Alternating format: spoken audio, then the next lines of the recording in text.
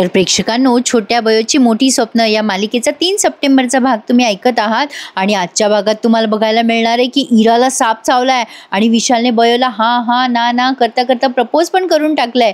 तर विशालने बयोला खूप छान पद्धतीने प्रपोज केलंय। विशालने खूप हिम्मत केली आहे बरं का बयोला प्रपोज करण्यासाठी। आता विशाल आधी तर सुरुवात करतो, खूप उबदार वाटतंय ना। आता बयो म्हणते सर आपण शेकोटी पेटवली तर उबदार वाटेलच ना।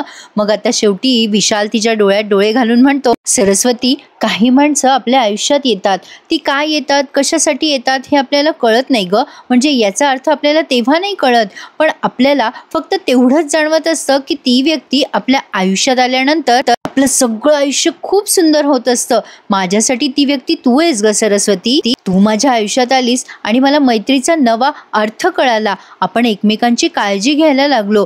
आता ही साथ आहे ना मला आयुष्यभरासाठी हवी आहे सरस्वती। सरस्वती, एक सिनियर म्हणून माझ्याकडनं तू काही गोष्टी शिकली असशील, म्हणजे ज्युनियर म्हणून, पण मी आता तुझ्याकडनं खूप मोठी गोष्ट शिकलोय, ते म्हणजे माणूसपण। म्हणजे माझ्या आत्तापर्यंतच्या आयुष्यात मी कधीही न अनुभवलेली नात्यांची गंमत मला कळली। आता विशालला प्रत्येक वेळेचा त्याचं भूतकाळ आठवलाय बयोसोबतचा आणि तो आता बयोला सांगतोय की तुझं प्रत्येक वेळेला माझ्यासोबत असणं, माझ्यासोबत हसणं, माझ्या रूमवर येऊन माझ्यासाठी डब्बा आणणं, माझ्या आईसारखं मला जेवू घालणं, हे सगळं मला आता पुन्हा आयुष्यभरासाठी अनुभवायचंय सरस्वती। मी आधी पण तुला सांगितलंय सरस्वती, हे तुला लक्षात असेलच। आता बयोला आठवतं की त्याने तिला प्रपोज केलं होतं आय लव्ह यू म्हणून। विशाल म्हणतो, तुला खरं सांगू सरस्वती, म्हणजे लोक जेव्हा प्रेमात पडतात तेव्हा त्यांच्या पोटात गोळा येतो, अशी फुलपाखरं उडताना दिसतात त्यांना, पण मला तसं नाही होत ग, काहीच होत नाही तसं। पण एक गोष्ट मात्र नक्की आहे, तू जेव्हा माझ्या सोबत असते ना तेव्हा मला खूप शांत वाटत असतं सरस्वती। तुझ्या आनंदातनं मला आनंद मिळत असतो। माझं स्वतःचं असं हक्काचं असं म्हणणारं माणूस कोणीतरी आपल्यासोबत आहे अशी फिलिंग येते, असा विश्वास वाटत असतो मला तू सोबत असताना। आणि हाच विश्वास मला तुला द्यायचा आहे सरस्वती। तुला कायम आनंदात ठेवायचंय मला। तुझी प्रत्येक स्वप्न पूर्ण झालेली मला बघायची आहे। एक मिनिट हा, नाही म्हणजे तुला असं वाटत असेल की मी तुझ्या प्रेमात वगैरे पडलोय, पण नाही, तसं नाहीये। उलट तुझ्या प्रेमामुळे मी स्वतःला नव्याने सापडलोय आणि हा शोध मला तुझा हात हातात घेऊन घ्यायचा आहे, ह्याच जन्मात नाही तर पुढच्या येणाऱ्या सगळ्या 7 जन्मामध्ये। सरस्वती, माझ्याशी लग्न करशील का? आता बयोला हे सगळं ऐकल्यानंतर तिचे डोळे गच्च भरून आलेत। खरं तर प्रेक्षकांनो, ती खूप इमोशनल झालेली असते। बयो आणि विशाल एकमेकांकडे खूप वेळ बघताना आपल्याला दिसले तिथे। विशाल पुन्हा तिला विचारतो, माझ्याशी लग्न करशील? पण आता बयो त्याला काही उत्तर देणार तेवढ्यात हे सगळेजण तिथे आले। खरं तर एवढं छान रोमॅन्टिक प्रपोज झाल्यानंतर बयोने त्याला काही ना काही उत्तर द्यायला हवं होतं, पण काहीतरी अकरित आणि विपरीतच घडून बसलंय प्रेक्षकांनो। झालंय असं, इराने पाहिलं या दोघांना हातात हात घेताना आणि आता ती खूप संतापते आणि म्हणते, इकडे काय करत होते तुम्ही दोघं जण?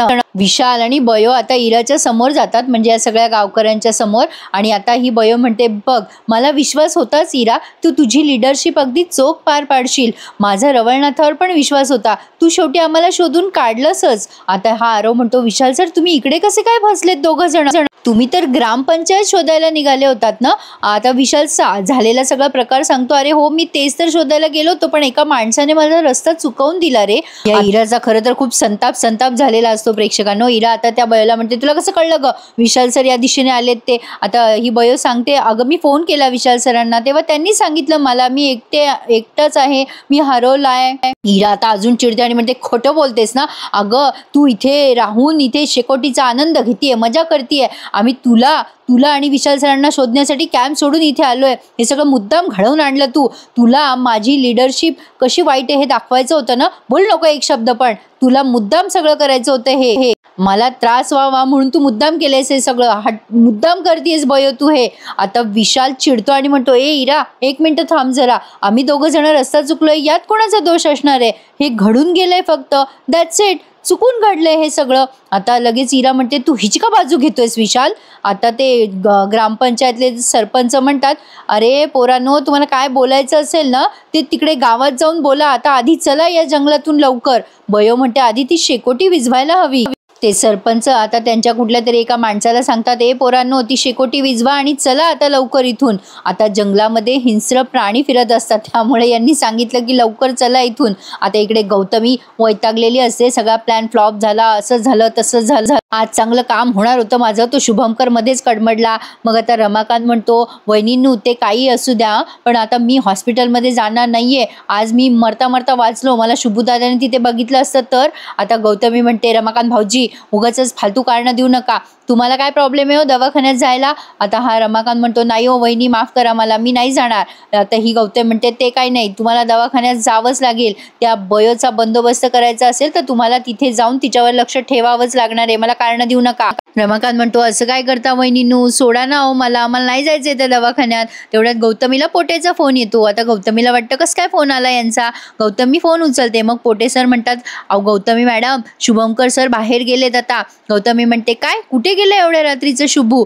आता हा पोटे पुढे काही बोलणार, तेवढ्यात हा रमाकांत म्हणतो, अहो वहिनी, मी विसरलो तुम्हाला सांगायचं, शुभूदादा माझ्या समोरच गेला होता बाहेर, मी जरा विसरलो चुकून, सॉरी. गौतमी म्हणते, काय रमाकांत भाऊजी, आधी सांगता येत नव्हतं का तुम्हाला. आता हा रमाकांत म्हणतो, खरंच सॉरी हो वहिनीनू, माझ्या लक्षात आलं नाही तुम्हाला सांगावं. मग आता गौतमी म्हणते, पोटे कशाला फोन केलात मग तुम्ही आता.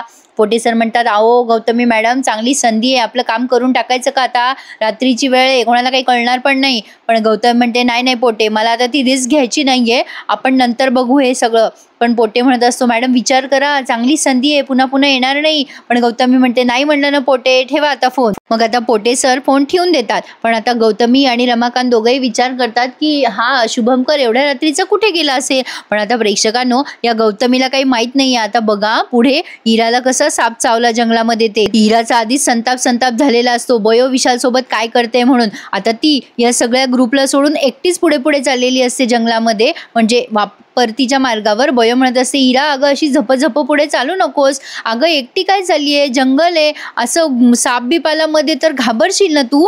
आता ही बयो इराला चांगली समजावून सांगते बरं का, पण इरा तिच्यावरच खेकसते आणि म्हणते, उगाच शहाणपणा करू नको, तूच साप आहेस, तूच विषारी साप आहेस, तू हे सगळं मुद्दाम केलेलं आहे ना, मला सगळं माहिती आहे, माझा हात सोड बयो, माझा हात धरू नको. बयो तिचा हात धरत असते की अशी जाऊ नको पुढे. आता आपण लहान लेकराला पण सांगतो ना समजून, अरे पोरांनो जाऊ नका, पडताल झडताल, तशी ही बयो आपल्या त्या इराला सांगतीये. पण इरा कशाची ऐकते तिचं, इरा तिला वसवस करत असते, सोड माझा हात. बयो म्हणते, अरे आरव दादा समजून सांग ना हिला. पण आता इरा न ऐकता पुढेच चाललेली आहे. शुभंकर सर इकडे गावात आलेत कॅम्प जवळ, विचारतायत काय झालं, हे कसं काय झालं. मग आता वैभवी सांगते सगळा प्रकार की असं झालं, बयोला बघायला आता इरा गेलीये. आता हे शुभंकर म्हणतात, असं कसं झालं आणि असे कसे ते रस्ता चुकले.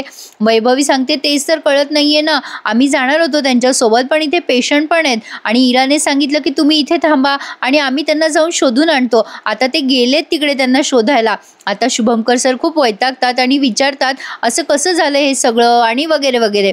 आता बघा प्रेक्षकांनो, शुभंकर सरांना वाटतं की आपण स्वतः जाऊन तिथे या सगळ्यांना शोधावं. ते म्हणत असतात की मी तिकडे जातो आणि शोधून आणतो त्यांना, तुम्ही सगळेजण थांबा इथे. पण आता राजाराम काका म्हणतात, नको आहो शुभंकर सर, तुम्ही एवढ्या रात्री जाऊ नका, अहो गावाची वाट आहे, चकवा लागतो नव्या माणसाला, आपल्याला इथलं काही माहिती नसतं, तुम्ही जरा धीर धरा. सगळे गावकरी गेलेत तिथे बयोला आणि विशालला शोधायला, ते येतच असतील. आता शुभंकर विचार करतात की इथे थांबणं सध्या बरं आहे, म्हणजे आता इतके सगळ्यांनीच जाणं काही बरं दिसत नाही आणि नवीन रस्ता असल्यावर खरंच नाही कळत ना कोणाला. राजाराम काका म्हणतात, तुम्ही काळजी करू नका, बयो आणि विशाल नक्की सापडतील. इकडे इरा तरा पुढे चाललेलीच असते, ती काही बयोचं ऐकत नसते. बयो मागून ओरडत असते, अगं इरा थांब जरा थांब. पण आता चालता इराच्या पायाला जोरात साप चावतो. आता हा जो साप आहे ना प्रेक्षकांनो, त्यांनी कृत्रिम दाखवलेला आहे, हा काही खरा साप नाहीये. तर आता साप चावलेला बयोला दिसतो अंधारामध्ये आणि बयो खूप घाबरते. आता इराला त्रास व्हायला लागतो. आता इराला काही कळत नाही काय झालं, तिच्या पायाला काहीतरी जोरात टोचलं असं तिला वाटतंय. बयो जोरात ओरडते, अरे बापरे साप चावला इराला. आणि आता साप चावला म्हणल्यावर इराला आधीच भोळ येते, बापरे. आणि प्रेक्षकांनो, हे सगळं खूप हॉरेबल असतं बरं का, मी जवळून बघितलेलं आहे. आमच्या शेतामध्ये पण एका जणाला साप चावला होता, त्या बिचाऱ्या त्यांची परिस्थिती ना म्हणजे मरणाच्या दारातनं परत आले ते लिटरली. आता बयो खूप घाबरते आणि बयो आता तिथे असलेला कुठल्या तरी झाडाचा काटा असतो ना, तो ती तोडते आणि इराला जिथे साप चावला ना तिथे त्या म्हणजे जागेच्या भोवती तिने ते कोरली बघतीये ती जागा आणि त्यातनं रक्त बाहेर काढलंय. आधी तर तिने तिच्या गुडघ्याला घट्ट रुमाल बांधलाय जेणेकरून रक्तप्रवाह वर जाऊ नये. आता इराला भुवळ यायला लागते. आरव इराला सांभाळतोय. हा सीन खूप जबरदस्त दाखवलाय त्यांनी. आरव म्हणत असतो, इरा इरा काय होतंय तुला? आता एका क्षणाचाही विलंब न करता या विशालने पटकन त्या इराला उचललंय आणि गाडीत घातलंय, म्हणजे आणलंय कसं बसं त्यांनी. इकडे आता हे शुभंकर सर खूप काळजी करत असतात. ते विचार करतात आता खूप वेळ झालाय, आपण स्वतः जावं शोधायला. आणि ते राजारामला तसं सांगतात. राजाराम म्हणतात, अहो सर तुम्ही कुठे जाणार एवढ्या रात्री शोधायला? अहो बघा जी लोक गेली होती ना तीच परत आलेली दिसताय. आता शुभंकर म्हणतात, कुठली लोक? आणि तेवढ्यात त्यांना दिसतंय तिथे की बयोसोबत काही गावकरी परत आले आहेत. इरा त्यांना नंतर दिसते. आता मात्र शुभंकर खूप घाबरतात. विशालला विचारतात ते, अरे काय झालं विशाल, इरा अशी का दिसतीये? विशाल म्हणतो, सर आधी तिला तिथे झोपवू आपण, सगळं सांगतो आम्ही तुम्हाला काय झालं ते. आता हे शुभंकर बयोकडे बघायला लागतात. बयो मोठ्याने रडायला लागते, बाबा इराला साप चावलाय. आता शुभंकरांना टेन्शन आलं ना, काय असं कसं झालं? आता शेवटी ही सुद्धा त्यांची पोटची लेक आहे आणि बयो सुद्धा. प्रेक्षकांनो, बाप तो बाप असतो, कुठल्याच लेकीवर कमी जास्त प्रेम तो करत नसतो. आता इरामध्ये सुद्धा त्यांचा खूप जीव आहे. आता आज तर हा भाग त्यांनी संपवलाय, पण पुढच्या भागात आपण बघणार आहोत की इराला ऍडमिट केलंय आणि आता गौतमी बयोला कॉल करते. आता नेहमीप्रमाणे गौतमी हे सगळं खापर बयोवर फोडणारच आहे.